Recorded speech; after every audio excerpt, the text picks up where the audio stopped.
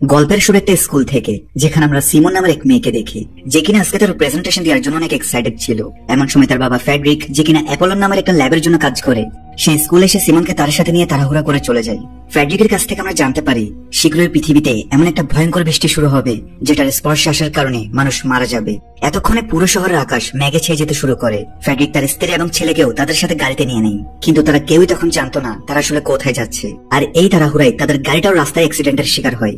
Friedrich তার স্ত্রীকে দূরে পালাতে বলে। তাদেরকে পালাতে দেখে তাদের পেছন পেছন এক ব্যক্তিও, যার সাথে তাদের গাড়ি অ্যাক্সিডেন্ট হয়েছে, সেও তাদেরকে ফলো করে আসতে থাকে। কিছুক্ষণ পর তারা জঙ্গলের একেবারে মাঝখানে একটা বাংকারে এসে পৌঁছায়, যেটাকে ফ্রেডরিকেরই কোম্পানি অ্যাপোলন তৈরি করেছিল।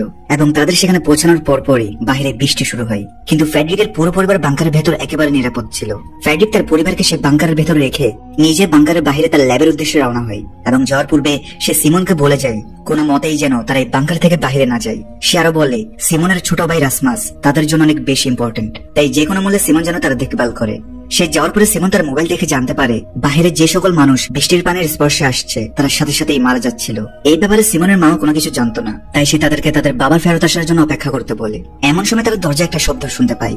সিমন এবং রাসমাস দরজা খুলতে চাইলেও তাদের মা তাদেরকে আটকায় এবং বলে এটা তাদের বাবা হতে পারে না, কারণ তার কাছে অবশ্যই দরজার পাসওয়ার্ড আছে। আর যদি এটা অন্য কেউ হয়ে থাকে তাহলে বৃষ্টির পানির স্পর্শে আসার কারণে সে এমনিতেও মারা যাবে। কিন্তু রাসমাস এবং সিমন তাদের মায়ের বারণ করা সত্ত্বেও দরজা খুলে দেখতে পাই বাহিরে সেই লোকটা ছিল যে কিনা তাদের পিছু করেছিল। বৃষ্টির পানির স্পর্শে আসায় সে ছটফট করেছিল। এমন সময় হঠাৎ সে রাসমাসকে ধরে ফেলে। রাসমাসকে বাঁচাতে গিয়ে তাদের মা সেই লোকটির উপরে আক্রমণ করে এবং ঘটনাচক্রে সেও বৃষ্টির পানির স্পর্শে এসে পড়ে। মৃত্যুর সময় সে তার বাচ্চাদেরকে বলে তারা যেন দরজা বন্ধ করে দেয় এবং এই দরজা যেন তারা আর কখনো না খুলে। সিমন এবং রাসমাস বুঝতে পারে তাদের ভুলের কারণে তাদের মায়ের জীবন চলে গিয়েছে। মা বাবা না থাকায় দুই ভাই বোন একাই এখন সেই বাংকারে বসবাস করতে থাকে। একটা সময় সিমন বুঝতে পারে আশেপাশে এরকম আরো অনেক বাংকার রয়েছে এবং সেসব বাংকারে হয়তো অ্যাপোলন কোম্পানির আরো মানুষজন লুকিয়ে থাকতে পারে। সিমন তাদের সঙ্গে যোগাযোগ করার চেষ্টা করে, কিন্তু প্রতিবার এসে ব্যর্থ হয়। একটা সময় সেই ফিলিপ নামক একটা ছেলের সঙ্গে যোগাযোগ করতে সক্ষম হয়। সে বলে তার পরিবারের সকলেই মারা গেছে এবং সে কোনো মতে বৃষ্টির হাত থেকে বেঁচে তার বাড়ির বেসমেন্টে লুকিয়েছিল। কিন্তু একটা পর্যায়ে সেই নেটওয়ার্কটা বিচ্ছিন্ন হয়ে যায়। সিমন তার ছোট ভাইকে সান্ত্বনা দেয় যে তাদের বাবা শীঘ্রই ফেরত আসবে এবং পৃথিবী আবার আগের মতো হয়ে যাবে। তাই তারা দুজন তাদের বাবার ফেরত আসার জন্য অপেক্ষা করতে থাকে। কিন্তু দিন ছাড়িয়ে সপ্তাহ, সপ্তাহ ছাড়িয়ে মাস, তাদের অপেক্ষা আর শেষ হয় না। এভাবে কেটে যায় 6টি বছর। মায়ের মৃত্যুর পর তারাই 6টি বছর বাংকার থেকে একবারও বের হয় না। রাসমাস এখন তার বোনের উপর অনেক রেগে ছিল, কেননা সিমন সেই কবে থেকে বলে যাচ্ছে তাদের বাবা ফিরবে। এরা দুজন কত 6 বছর বাইরে যাওয়া তো দূরের কথা, সূর্যের আলো পর্যন্ত দেখেনি। কিন্তু এখন তাদের বের হওয়া দরকার, কেননা বাংকারের ভেতর খাবারের সংকট দেখা দিতে শুরু করেছে। তাই সিমন একদিন রাসমাসকে ঘুম পাড়িয়ে নিজে প্রোটেক্টিভ স্যুট পরে বাইরে বের হয়। সিমন তাদের মা যে স্থানে মারা গিয়েছিল সেখানে যায়, কিন্তু সেখানে এখন তার মায়ের দেহাবশেষ পর্যন্ত ছিল না। সিমন দেখতে পারে এখন জঙ্গলে জীবজন্তুই ঘুরে বেড়াচ্ছিল, তার মানে বৃষ্টির কারণে সকল প্রাণী মারা যায়নি। সিমন আস্তে আস্তে শহরের দিকে যায়, যেখানে বিভিন্ন জায়গায় মানুষের মেসেজ লিখে রেখেছে। সে দেখে একটা জায়গায় লেখা বেঁচে যাওয়া মানুষেরা সকলে হলওয়েতে আশ্রয় নিয়েছে। সিমন হলওয়েতে গেলে সেখানেও কেবল মানুষের কঙ্কালি খুঁজে পায়, যারা বৃষ্টির হাত থেকে বেঁচে গিয়েছিল কিন্তু পরবর্তীতে অনাহারে মারা যায়। অবশেষে সে পুনরায় বাংকারে ফিরে আসে। রাসমাস ঘুম থেকে ওঠার পূর্বেই সিমন ফিরে আসে এবং সে রাসমাসকে সবকিছু খুলে বলে। যেহেতু তাদের বাংকারের ভেতর খাবারের সংকট ছিল, তাই তারা পরবর্তী দিন বাংকারের বাইরে যাওয়ার সিদ্ধান্ত নেয়। কিন্তু রাতে ঘুমানোর সময় হঠাৎ বাহির থেকে কিছু ব্যক্তি ইচ্ছাকৃতভাবে তাদের এয়ার ভেন্ট সিল করতে শুরু করে, যার কারণে বাংকারের ভেতর অক্সিজেনের ঘাটতি দেখা দেয়। ফলে বাধ্য হয়ে তারা বাংকারের দরজা খুলে। দেখা যায় বাইরে কিছু মানুষ বন্দুক হাতে তাদের বের হওয়ার জন্য অপেক্ষা করছিল। আসলে সিমন আগের দিন যখন বাংকার বাইরে শহরে যায় তখন কিছু সার্ভাইভাররা তাকে দেখে ফেলে এবং তার পিছু করতে করতে তারা বাংকার অব্দি এসে পড়ে। তারা দুই ভাই বোনকে একটা রুমে আটকে রাখে এবং পুরো বাংকারের মধ্যে খাবারের তল্লাশি করে। কিন্তু গত 6 বছরে তারা দুজন বাংকারের সব খাবার খেয়ে শেষ করে ফেলেছে। তাই সার্ভাইভাররা এদের দুজনকে এখানেই আটকে রেখে চলে যাওয়ার সিদ্ধান্ত নেয়। এমন সময় তারা সেই দলটির লিডার মার্টিনকে বলে আশেপাশে এরকম আরো বাংকার আছে এবং সেগুলোতে পর্যাপ্ত পরিমাণ খাবারও ছিল। সেই বাংকারগুলোর লোকেশন কেবল তারাই জানে, তাই তারা চাইলে তারা একসাথে সে বাংকারগুলোতে যেতে পারবে খাবারের সন্ধানের জন্য। এই কথা শুনে মার্টিন বাধ্য হয়ে তাদের দুজনকেও তাদের দলে নিয়ে নেয় এবং সেই বাংকারগুলোর উদ্দেশ্যে রওনা হয়। চলার পথে মার্টিন তাদেরকে বিগত 6 বছরের ঘটনা বলতে থাকে, যে কিভাবে বৃষ্টির কারণে প্রায় 90% মানুষ মৃত্যুবরণ করে এবং তারপর আর 10% মানুষ মৃত্যুবরণ করে খাদ্যের অভাবে। বেঁচে থাকার জন্য মানুষ এখন একে অপরকে মারতে শুরু করে। তাই এখন তাদের একমাত্র শত্রু কেবল সেই টক্সিক বৃষ্টি নয়, বরং অন্য মানুষরাও। আমরা আরো জানতে পারি মার্টিন অতীতে একজন সোলজার ছিল। বৃষ্টিতে তার দলের সকলে মৃত্যুবরণ করে এবং সে একাই জীবিত থাকে। পরবর্তীতে তার সাথে দেখা হয় প্যাট্রিকের, যে কিনা মার্টিনের মতোই অস্ত্র চালাতে পারত। এভাবেই আরো 3 জনের সঙ্গে তাদের দেখা হয় এবং তাদের গ্রুপ 5 জনের হয়ে যায় আর তারা একসাথেই থাকতে শুরু করে। তাদের গ্রুপে বিয়ারটিস নামক এক মেয়েও ছিল, যে কিনা মার্টিনকে পছন্দ করত। সিমন এবং রাসমাসের কারণে এখন তাদের দলের সংখ্যা বেড়ে 7 জনে দাঁড়ায়। তারা একসঙ্গে সেই বাংকার উদ্দেশ্যে রওনা হয়। অনেকদিন পরে বাংকার থেকে বের হয়ে রাসমাস থেকে বেশ ভালোই লাগছিল, কিন্তু এমন সময় তাদের সামনে কয়েকটি গাড়ি আসে। মার্টিন তাদেরকে সকলকে তখন লুকিয়ে পড়তে বলে। আমরা জানতে পারি এই গাড়িগুলো ছিল অন্য সার্ভাইভারদের, যারা কিনা বেঁচে যাওয়া সার্ভাইভারদের কিডন্যাপ করে নিয়ে যায়, এবং তারা আজ একটা মেয়েকে অনুসরণ করছিল। মার্টিন এসব উপেক্ষা করে নিজের দলকে নিয়ে অন্যদিকে যেতে চায়, কিন্তু সিমন বলে তাদের উচিত সেই মেয়েটাকে সাহায্য করা, এবং এই কথা বলে সে নিজে সেই মেয়েটাকে বাঁচাতে এগিয়ে যায়। দেখা যায় সেই মেয়েটি দৌড়াতে দৌড়াতে বৃষ্টির পানি পূর্ণ একটা গর্তে পড়ে যায় এবং সম্পূর্ণভাবে ভিজে যায়, যার কারণে এখন তার মৃত্যু নিশ্চিত। তাই মার্টিন তার মৃত্যুকে সহজ করতে তাকে গুলি করে মেরে ফেলে। ছোট্ট একটা ব্রেক দিয়ে আবার মূল ভিডিওতে ফিরে যাচ্ছে। পরদিন হাঁটার পরে এই গ্রুপ সিদ্ধান্ত নেয় একটা পরিত্যক্ত বিল্ডিং এ আজকের রাতটা কাটানোর জন্য। সেখানে একটা রুমে রাসমাস ওয়াটারপ্রুফ এক জোড়া জুতা পাই, যেটা পরবর্তীতে তার অনেক কাজে আসবে। সকালে যখন রাতে ঘুমাচ্ছিল তখন রাসমাস এক রুম থেকে উঠে অন্য রুমে গেলে দেখতে পাই বিয়াট্রিস মার্টিনের সাথে ঘনিষ্ঠ হচ্ছিল, যেটা দেখে তার হিংসা হয়, কেননা সেও বিয়াট্রিসকে পছন্দ করতে শুরু করেছে। পরবর্তী দিন তারা পুনরায় তাদের যাত্রা শুরু করে, কিন্তু চলতে চলতে রাসমাসের পা একটা পানিপূর্ণ গর্তে পড়ে যায়। মার্টিন সাথে সাথে তার দিকে বন্দুক তাক করে, কিন্তু সিমন তাকে আটকায় এবং বলে রাসমাসের জুতা সম্পূর্ণভাবে ওয়াটারপ্রুফ, অর্থাৎ সে ইনফেক্টেড হয়নি। তারা তাদের যাত্রা অব্যাহত রাখে এবং কিছুক্ষণ পর সে বাংকারেও পৌঁছে যায়। সিমন এবং রাসমাসের কাছে বাংকারের পাসওয়ার্ড ছিল। তারা ভিতরে প্রবেশ করে এবং দেখে এই বাংকারে তো কখনো কোনো সার্ভাইভার আসেনি। ভিতরে খাবারের বিশাল মজুদ দেখে পুরো দল অনেক খুশি হয়, কারণ অনেকদিন ধরে তাদের আর কোথাও যেতে হবে না। মার্টিন এবং তার টিমমেটরা খাবার খেতে শুরু করে, কিন্তু সিমন অন্য একটা রুমে তাদের বাবার মোবাইল ফোন পায়। সে তার ভাই রাসমাসকেও ব্যাপারটা জানায়। সেই মোবাইল থেকে তারা তাদের বাবার একটি ভিডিও পায়, যেখানে এক ব্যক্তি তার বাবাকে বলছিল কোম্পানির মেইন ল্যাবে আসার জন্য। তারা খুশি যে তাদের প্ল্যান সফল হয়েছে। সিমন এবং রাসমাস বুঝতে পারে তাদের বাবা 6 বছর পূর্বে বাংকার থেকে বের হয়ে নিশ্চয়ই সেখানে গিয়েছে, এবং 6 বছর আগে যত কিছু হয়েছে, যত মানুষ মারা গিয়েছে, এই সবকিছু ফ্যাড্রিকেরই কোম্পানি অ্যাপোলোনের জন্য হয়েছে। সিমন দ্রুত সবকিছু লিডার মার্টিনকে দেখায়। তাদের এখান থেকে বের হয়ে তাদের বাবার মেইন ল্যাবে যাওয়া উচিত। হতে পারে সেখানে তারা এই বৃষ্টির অ্যান্টিডোট বানিয়ে ফেলেছে, কিন্তু মার্টিন এই বাংকার ছেড়ে মেইন ল্যাবে যেতে একেবারেই রাজি না, কেননা এখানে খাবারের সাথে প্রোটেকশন সবকিছুই ছিল। এরপর সিমন এবং রাসমাস নিজেরাই ল্যাবের উদ্দেশ্যে রওনা হয়। এদিকে দলের অন্য সদস্যরা বিয়াট্রিস, লিয়া এবং জিম যখন জানতে পারে মার্টিন সিমন এবং রাসমাসকে ল্যাবের উদ্দেশ্যে একাই চলে যেতে দিয়েছে, তখন তারাও সিমন এবং রাসমাসের পিছু করে ল্যাবের উদ্দেশ্যে বের হয়ে যায়। এক পর্যায়ে তারা তাদের সাথে মিলিত হয়। বাংকারে সেই সময় কেবল মার্টিন এবং প্যাট্রিকই বাকি ছিল। অন্যদিকে সিমন, রাসমাস, বিয়াট্রিস, লিয়া এবং জিন একসাথে শহর পর শহর পার করছিল। এই জার্নিটা তারা অনেক উপভোগ করতে শুরু করে, কেননা এখন তাদের এই পরিস্থিতি থেকে একটা বাঁচার আশা ছিল। একটি শহর এসে তারা থামে এবং খাওয়া দাওয়া শুরু করে।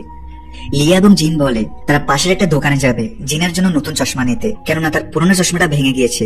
তাদের দুজনের যাওয়ার পরপরই সিমন, রাসমাস এবং বিয়াট্রিসের উপর একদল ডাকাত আক্রমণ করে, যারা কিনা সার্ভাইভারদের মেরে তাদের খাবার লুটে নিত। প্রাণ বাঁচানোর উদ্দেশ্যে তারা তিনজন যে যার মতো দৌড় দেয়। এক পর্যায়ে সিমন বাকি দুজন থেকে আলাদা হয়ে যায়। এদিকে আকাশে পুনরায় মেঘ আসতে শুরু করে, অর্থাৎ বৃষ্টি আসার আশঙ্কা বাড়তে থাকে, যার কারণে তাকে দ্রুত শেল্টার নিতে হবে। এমন সময় সিমন দূর থেকে একটা বাচ্চাকে দেখতে পায় এবং সে ওই বাচ্চার সাথে তাদের বাড়িতে চলে যায়। সেখানে সে বাচ্চার পিতাও ছিল। সিমন তাকে আশ্বস্ত করে যে সে তাদের কোনো ক্ষতি করবে না, এমনকি সে তার সাথে থাকা খাবারও তাদেরকে খেতে দেয়। কিন্তু খাবার নিয়ে যখন সে বাচ্চা আর তার পিতা যাচ্ছিল, তখন তাদের কাছে খাবার দেখে সে ডাকাতেরা তাদের উপর আক্রমণ করে তাদের মেরে ফেলে। এটা দেখে সিমন অনেক কষ্ট পায় যে তার দেওয়া খাবারের কারণে নিরীহ দুইটা মানুষের প্রাণ গেল, কিন্তু এখানে তার করার মতো কিছুই ছিল না। সে পিছনের রাস্তা দিয়ে সেখান থেকে বের হয়ে যায়। অন্যদিকে বিয়াট্রিস এবং রাসমাস বিয়াট্রিসের পুরনো বাড়িতে আসে, যেখানে সে তার বাবা মায়ের সাথে থাকতো, যদিও এখন সেখানে কেবল তাদের অবশিষ্টাংশ বাদে আর কিছুই ছিল না। বিয়াট্রিসের মন খারাপ হয়ে গেলে রাসমাস তাকে সান্ত্বনা দেয়। বৃষ্টি শেষ হওয়ার পরে তারা পুনরায় সেই জায়গাতে আসে যেখানে তাদের উপর আক্রমণ হয়েছে এবং তারা একে অপর থেকে আলাদা হয়ে গিয়েছিল। সৌভাগ্যক্রমে সেখানে তারা 5 জন আবার মিলিত হয়, কিন্তু সিমনকে ফলো করতে করতে একটা ডাকাত সেখানেও এসে পড়ে এবং রাসমাসের গলায় ছুরি ঠেকিয়ে বলে তোমাদের কাছে যত খাবার আছে আমাদেরকে দিয়ে দাও। এমন সময় মার্টিন এবং প্যাট্রিক বন্দুক সহ সেখানে এসে পৌঁছায়, যাদেরকে দেখে সেই ডাকাত রাসমাসকে ছুরি দিয়ে আহত করে সেখান থেকে পালিয়ে যায়। ভাইয়ের এই অবস্থা দেখে সিমন কাঁদতে শুরু করে। সে রাসমাসকে বলে পরবর্তী শহরে একটা বাংকার আছে, সেখানে গেলেই তার আর কোনো কষ্ট হবে না, কেননা বাংকারগুলোতে চিকিৎসার সুবিধাও থাকে। তারা সকলকে রাসমাসকে সাথে নিয়ে বাংকারের দিকে যেতে থাকে, কিন্তু সেখানে পৌঁছানোর পরে তারা দেখে এখানে সবকিছু ধ্বংস হয়ে গেছে। সিমন তার ভাইয়ের অবস্থা আশঙ্কাজনক দেখে বুঝতে পারে তাদের বাহিরে একটা ডাক্তারকে খুঁজতে হবে, তা না হলে রাসমাস বাঁচবে না। ওদিকে বাহিরে জিন আর লিয়া দেখে সেখান দিয়ে স্ট্রেঞ্জারদের একটা গাড়ি যাচ্ছিল। তখন মার্টিন একটা পরিকল্পনা বানায় যে তারা প্রথমে সেই স্ট্রেঞ্জারদের থেকে তাদের গাড়ি ছিনিয়ে নেবে এবং তারপর সে গাড়ি ব্যবহার করে পাশের শহরে পালিয়ে যাবে। পরিকল্পনা মোতাবেক সিমন একা একা শহরের মধ্যে দিয়ে চলতে শুরু করে এবং তাকে অনুসরণ করতে থাকে একটা ড্রোন। সেই ড্রোনটিকে দেখে সিমন দৌড়ে একটা বিল্ডিং এর ভেতরে এসে পৌঁছায়। সিমনকে এগাবে এবার সেই স্ট্রেঞ্জারদের গাড়িও সেখানে এসে যায়, কিন্তু এটা তো মার্টিনদের প্ল্যান ছিল। তারা পেছন থেকে আক্রমণ করে স্ট্রেঞ্জারদের থেকে অস্ত্র ছিনিয়ে নেয়। তাদের মধ্যে থেকে একজনের হাতে সাপের ট্যাটু ছিল, যেটা দেখে জিন অনেক ভয় পেয়ে যায়, কেননা এই ট্যাটু তার অতীতের সঙ্গে জড়িত। মার্টিন তাদের মধ্যে থেকে একজনকে জিজ্ঞেস করে তারা সার্ভাইভারদের কিডন্যাপ করে কোথায় নিয়ে যায়, কিন্তু সেই ব্যক্তি তাদের কোনো উত্তর দেয় না।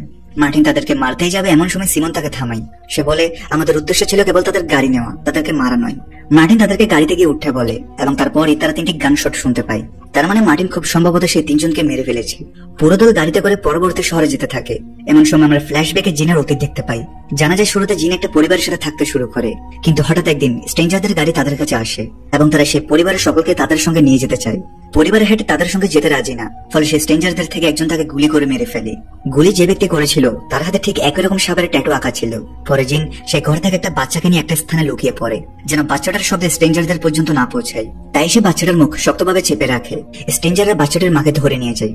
তাদের চলে যাওয়ার পর জিন যখন তার হাত সরায়, তখন তার রিয়েলাইজ হয় সে তো ভুলে বাচ্চাটার শ্বাসরোধ করে রেখেছে, যার কারণে বাচ্চাটা মারা যায়। সেই দিনের পর থেকে জিন আজও নিজেকে ক্ষমা করতে পারেনি। পুরো দল ততক্ষণে বাংকারে পৌঁছে যায় এবং তারা নিকটস্থ একজন ডাক্তারকে খুঁজে বের করতে সক্ষম হয়। তারা ডাক্তারের কাছে সাহায্য চায় এবং বলে যদি সে রাসমাসের সাহায্য করে তাহলে তারা তাকে প্রচুর পরিমাণে খাবার দেবে। সেই ডাক্তার রাসমাসের ক্ষতকে ব্যান্ডেজ করে দেয়, কিন্তু কথাবার্তার একটা সময় সিমন বলে ফেলে যে তারা সায়েন্টিস্ট ফ্রেডরিকের সন্তান। ফ্রেডরিকের নাম শুনতে ডাক্তার হঠাৎ তাদেরকে বলে রাসমাসকে একটা ছোট ইনজেকশন দিতে হবে এবং এই জন্য তাকে এবং সিমনকে ডাক্তারের সাথে বাংকারে আসতে হবে। তারা দুজন তার সাথে বাংকারে যায়, কিন্তু ডাক্তারের উপর তাদের সন্দেহ হতে শুরু করে এবং তাদের সন্দেহটি সঠিক ছিল, কেননা ডাক্তার রাসমাসকে এবং সিমনকে সেখানে বেঁধে ফেলে এবং বলে তার বাবা ফ্রেডরিক সেই ভাইরাসটি সৃষ্টি করেছে এবং তার কারণে এত মানুষ মৃত্যুবরণ করেছে, তাই প্রতিশোধ নিতে সে এখন রাসমাসকে শেষ করে দিবে। অন্যদিকে দলের বাকি সদস্যরা ডাক্তারের বাড়িতে অপেক্ষা করতে করতে দেখে সেই স্ট্রেঞ্জারদের গাড়ি তাদের বাড়ির কাছাকাছি এসে পড়েছে। জিন দেখতে পারে সেই সাপের ট্যাটুওয়ালা সোলজার গাড়ি থেকে নেমে আসে, কিন্তু এবার জিন তার রাগ নিয়ন্ত্রণ রাখতে না পেরে বন্দুক নিয়ে তেড়ে যায় এবং সেই সোলজারটাকে গুলি করে হত্যা করে। কিন্তু এর পরপরই অন্যান্য সোলজাররা জিনকে ধরে ফেলে। এটা দেখে মার্টিন এবং বাকিরা পেছনের রাস্তা দিয়ে পালিয়ে যায়। অন্যদিকে ডাক্তার রাসমাসকে বিষের ইনজেকশন লাগাবে। এমন সময় প্যাট্রিক সেই ডাক্তারকে গুলি করে মেরে তাদের দুজনকে বাঁচিয়ে ফেলে। এখন তারা সেখান থেকে তো বেরিয়ে যায়, কিন্তু তারা তাদের একজন সাথী জিনকে হারিয়েছে। প্যাট্রিক মার্টিনকে বলে যদি সে সিমনের কথা না শুনে সে সোলজারদেরকে সেই সময় গুলি করে মেরে ফেলতো, তাহলে আজ তাদের জিনকে হারাতে হতো না। তারা জঙ্গলের ভেতর দিয়ে তাদের যাত্রা অব্যাহত রাখে যেন তারা শীঘ্রই ল্যাবে পৌঁছাতে পারে। যেতে যেতে তারা বিভিন্ন অ্যাভেন্টেড ঘরে আশ্রয় নেয়। এভাবে আজ সকালে মার্টিন তাদের সবাইকে বলে আমাদের পাশের একটি বাংকার থেকে খাবার নিয়ে আসতে হবে, কারণ বেশিরভাগ খাবার তো সেই ডাক্তারের কাছে রয়ে গেছে। রাসমাস তাদেরকে বলে আজকে সে তাদের সঙ্গে যেতে পারবে না, তার অবস্থা খুবই খারাপ, সেখানে থেকে বিশ্রাম করবে। তার নিরাপত্তার জন্য বিয়ার্টিসকে রেখে বাকিরা খাবারের সন্ধানে চলে যায়। সকালে যাওয়ার পর রাসমাস বিয়ার্টিসকে বলে সে বিয়ার্টিসকে খুব ভালোবাসে এবং সে ইচ্ছা করে সকলকে মিথ্যা কথা বলেছিল যে সে আজকে হাঁটতে পারবে না। এই কথা শুনে বিয়ার্টিস অনেক খুশি হয়, কেননা সেও রাসমাসকে পছন্দ করতে শুরু করেছে। তারা দুজন একসাথে কিছুক্ষণ টাইম স্পেন্ড করে। অন্যদিকে দলের বাকি সদস্যরা বাংকারে যায় এবং সেখান থেকে প্রচুর পরিমাণে খাবার নিয়ে নেয়। কিন্তু সেখানে তারা অ্যাপোলন কোম্পানির কিছু ভিডিও খুঁজে পায়, যেখানে তারা দেখতে পারে সিমনের বাবা ফ্রেডরিক একজন মানুষের উপর সেই ভাইরাসটির পরীক্ষা করছিল, যে ভাইরাসটি পরবর্তীতে চারপাশে ছড়িয়ে পড়ে। এতে সে নিশ্চিত হয়ে যায় যে এই ভাইরাস তৈরি করার পেছনে তার বাবা ফ্রেডরিকে দায়ী। তারা বাংকার থেকে বের হয়ে আসতেই দেখে বেয়ার্টিসের মৃতদেহ নিয়ে রাসমাস সেখানে উপস্থিত। সে সকলকে জানায় বেয়ার্টিস এমন একটা কুকুরের কাছে গিয়েছে যেটা বৃষ্টির পানিতে ভেজা ছিল, তাই কুকুরের সাথে সে ইনফেক্টেড হয়ে মারা গিয়েছে। সকলে রাসমাসকে বেয়ার্টিসের মৃতদেহ থেকে দূরে থাকতে বলে, তা না হলে সেও ইনফেক্টেড হতে পারে। কিন্তু বেয়ার্টিসের মৃত্যুতে রাসমাস একেবারে ভেঙে পড়ে। সে প্রথমবার তার জীবনে কোনো ভালো বন্ধু পেয়েছিল, কিন্তু সেটাকে সে হারিয়েছে। কিছুক্ষণ পর সবাই নোটিস করে রাসমাস বাংকারে নেই। দেখা যায় রাসমাস বাংকার থেকে বের হয়ে নিজে ওয়াকিটকি ব্যবহার করে সেই স্ট্রেঞ্জারদের তাদের লোকেশন জানিয়ে দেয়। পেছনে গ্রুপের বাকি সকলে প্রথমে বেয়ার্টিসকে দাফন করে আর সিদ্ধান্ত নেয় তাদেরকে প্রথমে রাসমাসকে বাঁচাতে হবে। তাই তারা সেই সোলজারদের মধ্যে আরো একজনকে অ্যাটাক করে এবং তার অস্ত্র ছিনিয়ে তাকে আটক করে ফেলে। স্ট্রেঞ্জারদের সাথে তারা যোগাযোগ করে বলে যদি তারা তাদের লোক ফেরত চায় তাহলে তারা যেন রাসমাসকে ফেরত দিয়ে দেয়। কিন্তু রাসমাস এদিকে নিজে থেকেই স্ট্রেঞ্জারদের কাছে আত্মসমর্পণ করে। আসলে তার বেঁচে থাকার কোনো ইচ্ছাই ছিল না। এক্সচেঞ্জারের সময় স্ট্রেঞ্জারদের লিডার থমাস সিমনকে বলে তারা এখনো বুঝতে পারছে না যে রাসমাস কতটা স্পেশাল। থমাস জানায় রাসমাসের ভেতর সেই ভাইরাসের ইমিউনিটি আছে, যার কারণে বিয়ার্টিসের মৃতদেহ ওঠানোর পরেও সে নিজে ইনফেক্টেড হয়নি। তখনই সিমনের মনে পড়ে যে তার বাবা তাদের অনেক আগে বলেছিল রাসমাস অনেক গুরুত্বপূর্ণ। আসলে তাদের বাবা রাসমাসের ভেতর সেই ভাইরাসের একটা অ্যান্টিডোট তৈরি করে ঢুকিয়ে দেয়। থমাস আরো বলে রাসমাস মানবজাতির জন্য অনেক গুরুত্বপূর্ণ, কারণ তার উপর পরীক্ষা নিরীক্ষা করে সায়েন্টিস্টরা বৃষ্টির ইনফেকশনের অ্যান্টিডোট বানাতে পারবে। এতক্ষণে মার্টিন এক্সচেঞ্জের জন্য সেই সোলজারটাকে নিয়ে এসেছে, তাই বাধ্য হয়ে থমাস থেকে রাসমাসকে দিয়ে ফেলতে হয়। সিমন তার ভাইয়ের উপর অনেক রেগে ছিল, কারণ সে তার জীবন দিতে চেয়েছে। যদিও রাসমাস এখনো বেঁচে থাকতে চায় না, তাই সে একটা সোলজার থেকে ভাইরাসের ইনজেকশন নিয়ে নিজের মধ্যে ইনজেক্ট করে ফেলে। কিন্তু এখানে থমাসের কথা একদম সঠিক ছিল, রাসমাসের কিছুই হয় না। অবশেষে পুরো দল স্ট্রেঞ্জারদের সাথে মিলে যায় এবং সেই ভাইরাসের অ্যান্টিডোট বানানোর জন্য রাজি হয়ে যায়। তারা স্ট্রেঞ্জারদের সাথে সেই মেইন ল্যাবের উদ্দেশ্যে রওনা হয় এবং দীর্ঘ দূরত্ব অতিক্রম করে তারা শেষমেশ ল্যাবে পৌঁছায়। সেখানে কেবল সিমন এবং রাসমাস ভেতরে প্রবেশের অনুমতি দেওয়া হয়। ভেতরে প্রবেশ করে তারা দুজন দেখতে পারে ভেতরে আর কেউ নয় বরং তাদেরই বাবা ফ্রেডরিক ছিল। যে কিনা 6 বছর পূর্বে তাদেরকে রেখে চলে গিয়েছে, এরপর আর কোনোদিনও ফেরত আসেনি। তাকে দেখে সিমন জিজ্ঞেস করে যে কেন সে ফিরে আসেনি, কেন সে তাদের ছেলে চলে গিয়েছে, কিন্তু সে কিছু বলতো তার আগে রাসমাস বেহুশ হয়ে যায় এবং তাকে চেক আপ করার জন্য নিয়ে যাওয়া হয়। ফ্রেডরিক সিমনকে বলে সে সিমনকে সবকিছু জানাবে, কিন্তু এখন তাদের উপর ক্যামেরা দিয়ে নজরদারি করা হচ্ছে। অন্যদিকে দলের বাকি সদস্যদেরকে একটা আলাদা বিল্ডিং এ রাখা হয়েছে এবং সেখানে তারা জিনকে খুঁজে পায়, যাকে তারা অনেক আগে হারিয়ে ফেলেছিল। তাকে দেখে সকলে অনেক খুশি হয়। একজন নার্স এসে তাদের সকলকে একটা বিশেষ ট্যাবলেট নিতে বলে, কিন্তু মার্টিন শুরুতে রাজি হয় না। নার্স নিজে যখন একটা ট্যাবলেট নেয় তখন বাকিরা অসুস্থ হয় এবং একটা করে ট্যাবলেট নেয়। আর এবার সিমনকে একা পেয়ে ফ্রেডরিক তাকে সবকিছু জানায়। সে বলে তার কোম্পানি ভাইরাসের একটা অ্যান্টিডোট বানিয়েছিল, তবে সে সেটা রাসমাসের ভেতর লুকিয়ে রাখে, আর সেটা এখন তাকে হত্যা না করে বের করা সম্ভব না। সে জানতো ল্যাবের লোকেরা তার সন্তানকে ব্যবহার করতে চাইবে, তাই সে তাদেরকে মিথ্যা কথা বলে যে তার পুরো পরিবার মারা গেছে। একদিন সে গোপনে তাদের দুজনের ঘুমিয়ে থাকা অবস্থায় তাদেরকে দেখতে বাংকারে এসেছিল, কিন্তু তাদের কোনো কিছু না বলে সে সেখান থেকে চলে গিয়েছে, কারণ তখন তারা কিছুই বুঝতে পারতো না। সে তার সহকর্মীকেও মিথ্যা কথা বলেছিল যে ভেতরে কেউ নেই, কিন্তু তার কথায় সহকর্মীর একটু সন্দেহ হয় এবং এক পর্যায়ে ফ্রেডরিক তার সহকর্মীকেও মেরে ফেলে। এরপর ফ্রেডরিক রাসমাসকে দেখার জন্য ভেতরে প্রবেশ করলে দেখা যায় সেখানে উপস্থিত সব ডাক্তার ইনফেক্টেড হয়ে মারা যাচ্ছিল। রাসমাসের ডিএনএ টেস্ট করার পর ফ্রেডরিক যা জানতে পারে তা সত্যিই ভয়াবহ ছিল। সে দ্রুত বিল্ডিং লক করে দেয় যেন বাইরে কেউ যেতে না পারে। আসলে রাসমাসের বডিতে যে ভাইরাস ঢুকেছে তাতে তো তার কোনো সমস্যা নেই, তবে সে ভাইরাসটা তার শরীরের ভেতরে ইভলভ হয়ে গিয়েছে, যার কারণে সেটা আগের চেয়ে আরো ভয়াবহ রূপ ধারণ করছে।